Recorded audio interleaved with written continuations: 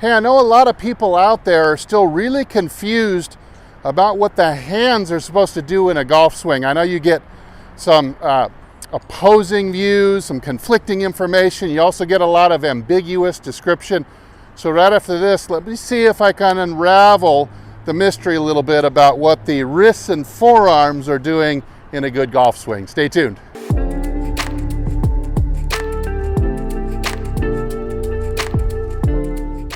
Hey, this is Steve from HitItLonger.com. I continue my journey to hit the ball longer and straighter than I ever have before. I hope I can help you too. Please support me by considering subscribing. All right, so when we refer to the hands in a golf swing, what do the hands do? Well, the hands is not a joint. The joint itself, the motion comes from the joints that move the levers. So the hand itself, if I just make it straight, would almost be considered a lever if I was going to slap somebody, let's say. But the joint itself, the movement's coming from the wrist, the movement's coming somewhat at the forearms, and really with the hands you kind of have to consider also what the elbows are doing a little bit, because they all kind of work neatly together as a package. But what you get is, you can describe it as the way you use your hands during the golf swing.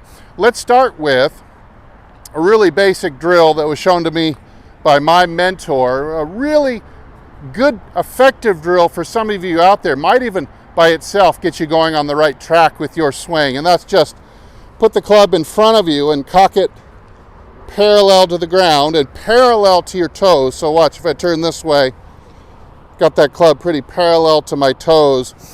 The butt of the club is still in front of my navel, so I've got it fairly centered like this. And you can kind of examine what position the hands are in here. I've got this wrist in ever so slightly of a bowed position, flat to slightly bowed. This right wrist is pinned back in a position we would call either dorsiflexion or extension, depending on which decade you learned your kinesiology in.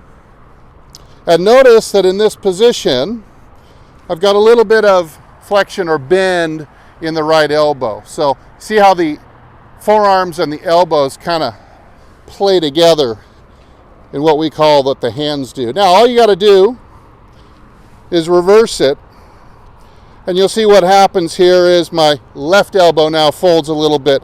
My right forearm goes over the top and straightens. So here. This arm, you can see the glove is facing the camera, and now it's facing away from the camera. So my thumb is turned 180 degrees. So that is my forearm, and my forearm is being assisted all the way up to the shoulder by my upper arm bone and by the internal and external rotators here in the shoulder. So now we're going all the way up to the shoulder to control the hands. Very interesting. From here to here. Now for many of you out there, this movement by itself may get you adding a little bit more distance and prevent your slice, but that's just the simple 101 version. Now let's start adding to that. What we know is you cannot wait.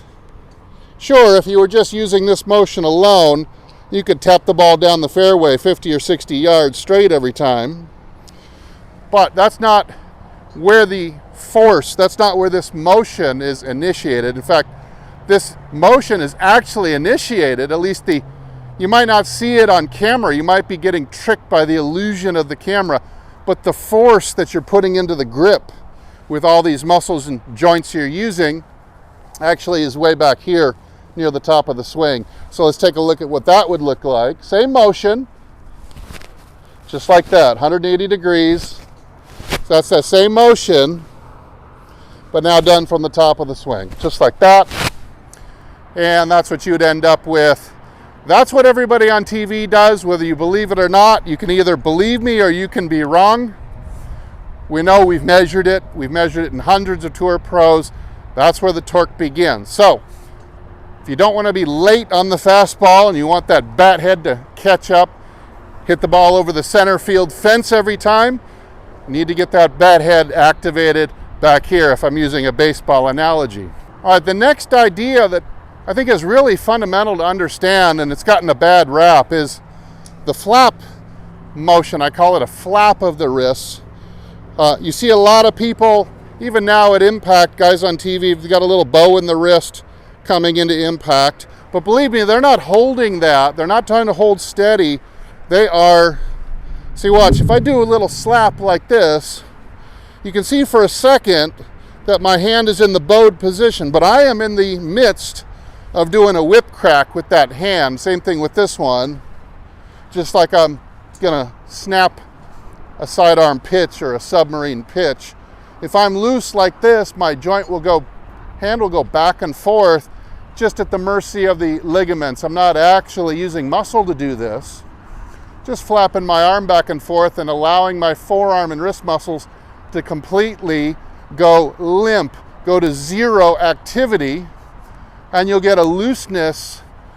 The only way you can crack a whip is through that style. So this flap of both hands this way, you can see what it does to the club, propels it, accelerates it. That motion is going to be present. You're going to stick that in the middle of that move right there. So that's going to be happening when you blend in the pivot. That'll be happening right here through impact. See, I might arrive with a little bit of a raised wrist like a John Rahm or somebody, but I'm going into flap the other way and continuing with my 180-degree basic drill here. What you're not seeing in this is that flap, which also causes the club face to track square to the arc. Now let's look from back up the line at this angle at this flap motion. You'll see, I think from this angle, you'll be able to see the beauty of how it makes the club track square to the arc. Look at this, beautifully. So the flap is not only accelerating that club head. Why would I want to hold it and stop?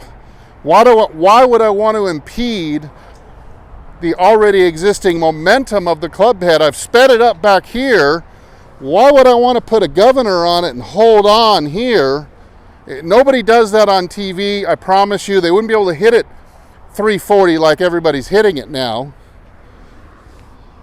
But instead, flap, club face tracks beautifully around the arc square, just like that. Take a look at guys more like a Fred Couples or a Vijay Singh. They probably have the most dramatic flap actions that I can remember in my lifetime. So check out their videos. All right, now to get a little more in depth into the hand action, remember everything you're doing is putting a force or a torque into the grip. So the hand's connected to the grip. It's the most important part. You've heard that. It's the only part that touches the club, all that. You're going to apply forces and torques into the grip to cause the head to behave. So we've covered two of the types of torques with our 180 drill here, kind of our staple drill to help you feel basically what it feels like to make good, quote, hand action. Now, there's a third one in there that some people will tend to sneak into what I just did, or a lot of students will sneak this. They don't quite get the idea that they've got to throw the bat head freely 90 degrees past the handle if this was baseball, just like this. So imagine throwing the bat head past freely to 90 degrees. But what a lot of my students will do is they'll add an additional movement or a twist move to the shaft. Now, that would involve a torque that would cause the grip. Notice how the shaft is spinning around itself. The handle's not moving, so the club head is not advancing around the arc at all. It's more or less circling in place. But you can see the face angle is very rapidly going from open to close. So that is a different hand action.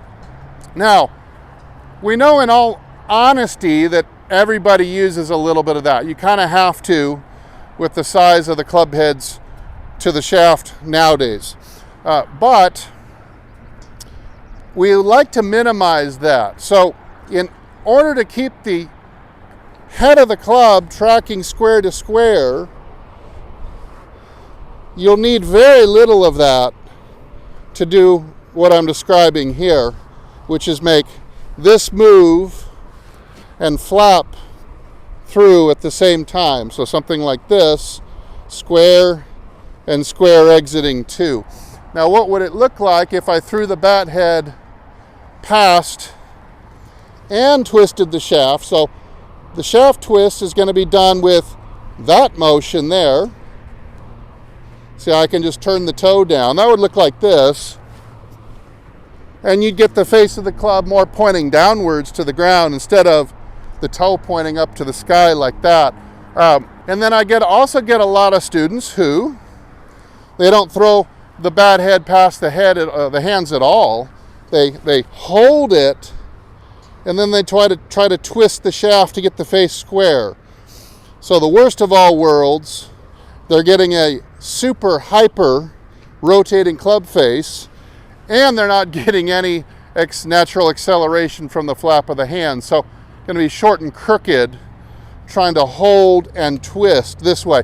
Very temperamental way to do it.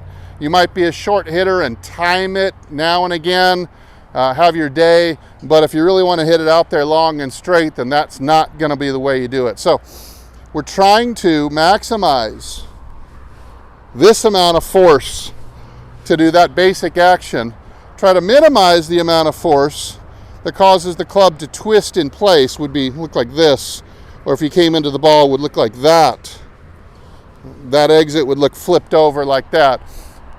And there's more elements to it than just the action of the hands, of course, which includes the forearms and a little bit of the elbows too, but that's for another video. I would start with the basic drill 101 here, then practice making sure you're doing it back here. Make sure that you are bursting your torque here, whoom, and then it tends to relax as you go into the hitting area, so that just allows the club to continue accelerating even though it doesn't feel like you're working at it anymore. It feels like the burst comes back here, and that's exactly where your peak amount of torque or force application to the grip is going to occur, is somewhere in here. That occurs, and then it just flatlines down to zero from there. So it's a burst of energy early, it's relaxation late. Don't forget the flap, don't forget the drill 101 that I showed you here, and try to create a swing that minimizes the amount of shaft twist. All right, hey, thanks so much for watching. I'm Steve. I hope if you got some benefit out of this video that you will like the video, subscribe, and maybe leave a comment down below on what you think, the type of hand action maybe you use, and what you think of what I'm describing. Don't forget to visit hititlonger.com, and as usual, I'll either see you in the next video or I'll see you longer and straighter down the fairway. Everybody take good care.